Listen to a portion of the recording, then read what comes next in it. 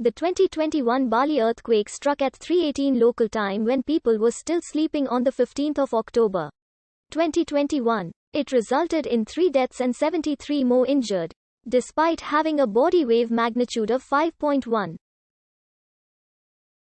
The island of Bali forms part of the Sunda Arc, which formed above the convergent boundary where the Australian plate is subducting beneath the Sunda plate. The rate of convergence across the line of the Sunda-Java Trench is 7.5 centimeters per year.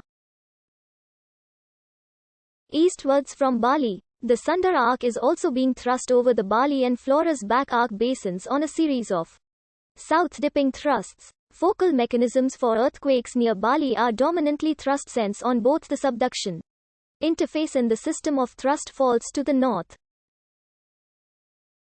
In July and August of 2018, a series of earthquakes, the strongest exceeding 6.9 on the moment magnitude scale, killed nearly 600 people in the neighboring island of Lombok. In January 1917, an earthquake measuring 6.6 killed more than 1,500 people, 80% of which from landslides. According to officials at the Meteorology, Climatology, and Geophysical Agency, the earthquake, which was centered at the slope of the volcanoes Mount Agung and Mount Batur, occurred on a shallow local fault. Rupture along the fault was caused by the migration of magma in the crust, triggering fault activity.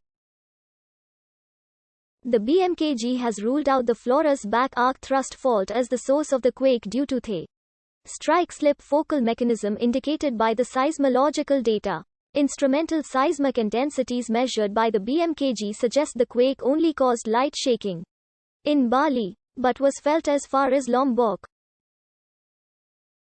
At Denpasar, Karangasem, and northern Lombok, the earthquake was felt lightly by residents at IV on the Mercalli intensity scale. Most of the damage was observed in the Ban village, Kubu district, Patan village, Rendang district and Karangasem regency. Many religious and historical structures were mildly to severely damaged.